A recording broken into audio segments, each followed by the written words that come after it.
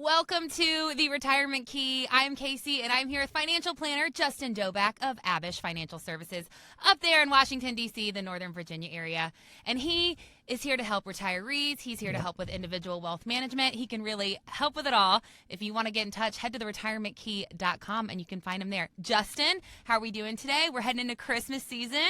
We're doing really well. Thanks for asking, Kacey. We are a little busy, a little stressed out. We're trying to get everything into year. Yeah, while juggling the personal life of gifts out the wazoo. Is your shopping done? Yeah.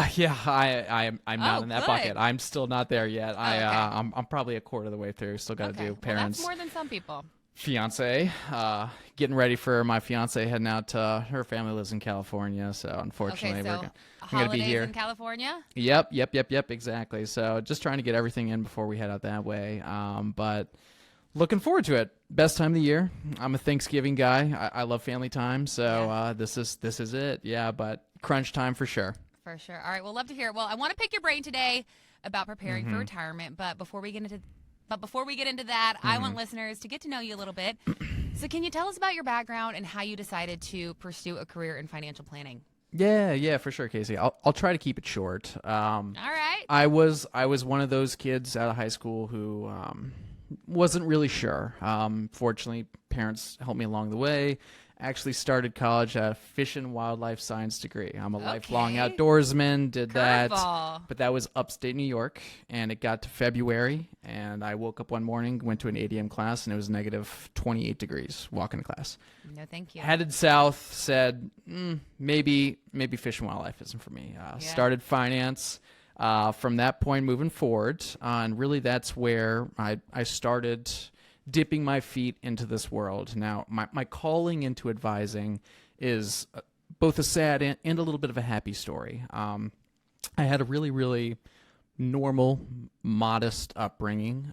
Both parents worked incredibly hard. My mother was the breadwinner tenfold in the family. And while I was studying in school, this is a happy story too, by the way. Okay. She was diagnosed with cancer, brought out of the workforce. And, that missing paycheck was detrimental to my family. Now, my parents never worked with an advisor. Maybe they felt they couldn't afford one, couldn't trust one. I don't know. But at that point, they trusted me. I had the time and the means to sit them both down. We built out a retirement plan. And here's the happy ending of the story. Health is really good right now, which is fantastic. Amazing. But they actually just flew down to Beaufort, South Carolina in June this past year to go look at a home for retirement.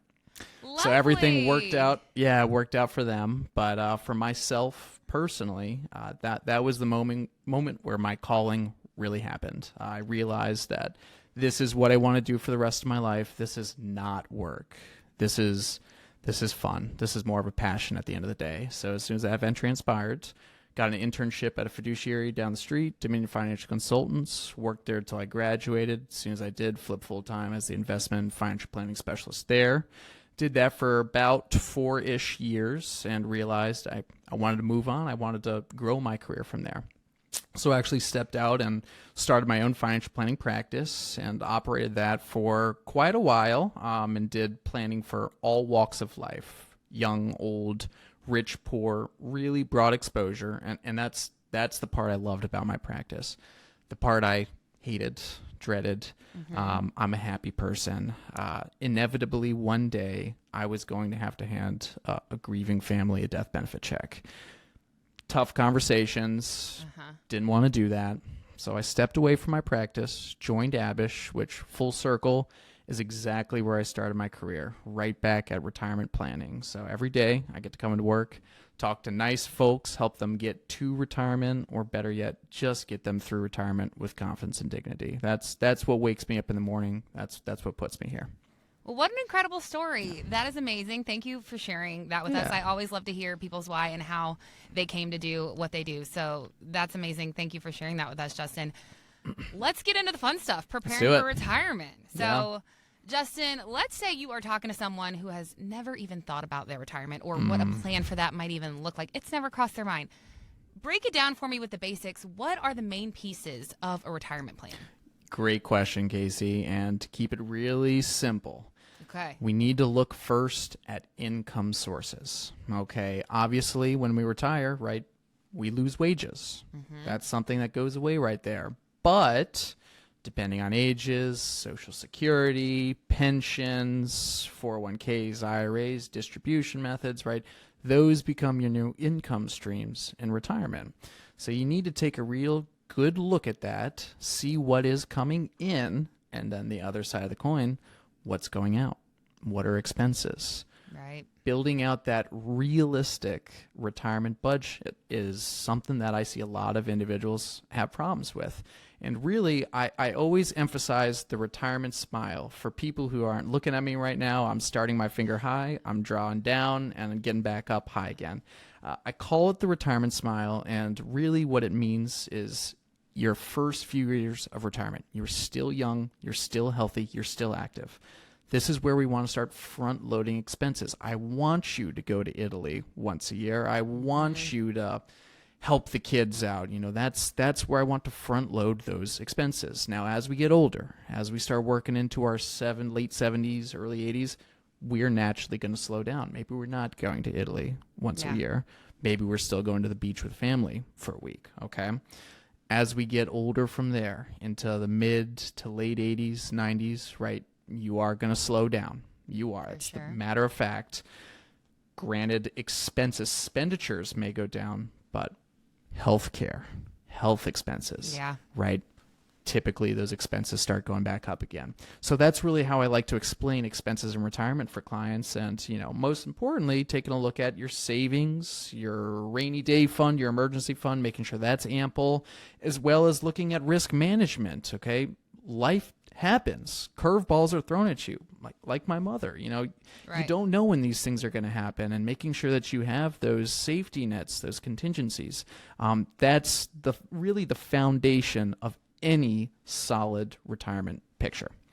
Okay. So now that you've broken down the main pieces of that plan, tell me, what should Americans be doing at each stage of life to plan for their retirement? Like, can we walk through the stages, starting with, say, a young adult, first 10 to 15 years of their working life, and then so on and so forth? Yeah, absolutely. You know, the first stage of any working individual's life, you know, those early 20s to maybe mid 30s, okay?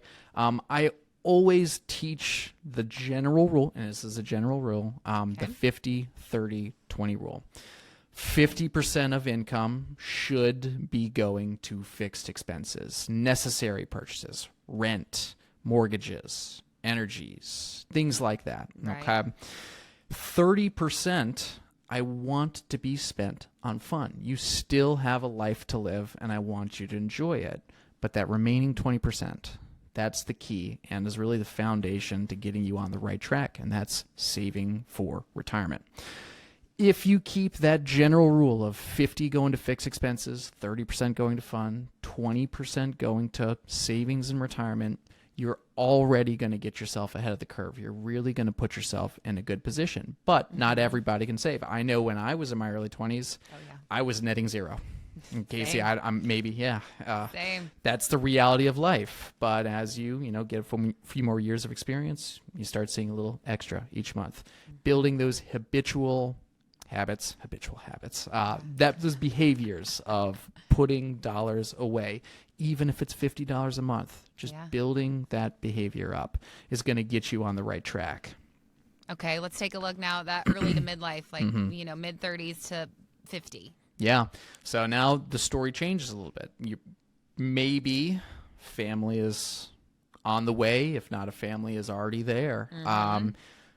Your philosophy, your priorities do shift a little bit. You're moving away from your individual self, maybe providing more for the family, but we've now worked 10, 15, 20 years. We're probably making a little bit more. This is where we start really setting aside those goals for retirement. If it's, I think I do want to retire at 65, or I do want to help my kid through school, right? These are where we set these financial goals, and with probably additional income, start really allocating those dollars to what you want to get out of life. But continuing that 50-30 goal, this is where I could say you can start to flip that 30 with that 20. Typically, we're making so much now, we can start stuffing a little bit more into those goals in retirement. Yep. Okay. All right. And then, those last 5-10 years before retirement, what do you really need to hone in on and be doing during those years? Hyper funding retirement. That's the name of the game. As soon as you get to those max earning years and your senior years of your working career, I want all clients, if it's possible, maxing those employer plans, maxing IRAs. If you're maxing both of those and we still have supplemental funds, that's when we start building out, and I'm sure Abe has talked in the other podcast about those buckets of retirement, tax deferred, right? Employer plans, 401ks, IRAs, right? We start building out that capital gains bucket with those excess dollars. So pumping dollars into a brokerage, right? That's when we're starting to really diversify the portfolio, not just in terms of investments, but in taxation strategies. And as long as we are continuing to put in the hard work like we were in our earlier stages of our career, our middle stages, those habits, those behaviors will still stick. And of course, once we get to retirement, that's when it all changes. No longer are we saving for retirement, we're starting to spend. Yep. Right. Okay, so we touched on this a little bit earlier. I want to talk about a big piece of retirement planning, which is health. Your health comes into play because obviously it's towards the last phase of your life. So how do you prepare differently for retirement if you have health concerns? Yeah, no, absolutely. The obvious one that everyone hears is long-term care plans. And they are very useful tools if we do have the cash flow to pay for them. Premiums are expensive. They only go up. And here at Abich, while we do utilize long-term care when it makes sense, we do like utilizing some other vehicles, maybe that have some cash values associated with it. Because the main drawback in most long-term care plans is they're like Social Security. They're use it or lose it assets. If you and your spouse are going to, like I said, Italy for a month and have the best vacation of your life, morbid talk, we're coming back from the vacation, plane goes down the Atlantic. Okay. A lot of times, all those premiums that went into those plans, poof, right? So utilizing some tools in retirement planning that have, multiple uses, whether for long-term care in the event that is needed, as well as being able to utilize those dollars for things outside of long-term care. That's really our sweet spot, and that's where we find our clients enjoy our recommendations the most. Is we're trying to look out for the best interest. We want to make sure that they can utilize all of their assets in any which manner that they can. Yep. Right.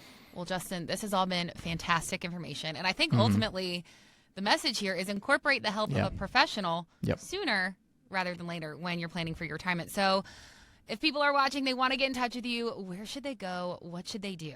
Yeah. Check out the website, retirementkey.com. That'll direct you to our site where you can get in touch with someone on our team who can get you in the door with us, sit down and have a good conversation with me, because everybody's plan is different. That's the general rule of thumb here. Whether you have $3 million, whether you have $750,000 at 70 years old, your plan is going to require some tailored work, and it will work for you. And that's what my job is to make sure that everyone walks out of here with a sound plan. Retirement is not a one-size-fits-all kind of deal. Right. That's right. Well, thank you so much, Justin. And thank you for joining us today. Be sure to subscribe wherever you get your podcasts and subscribe to our YouTube channel as well so you never miss an episode.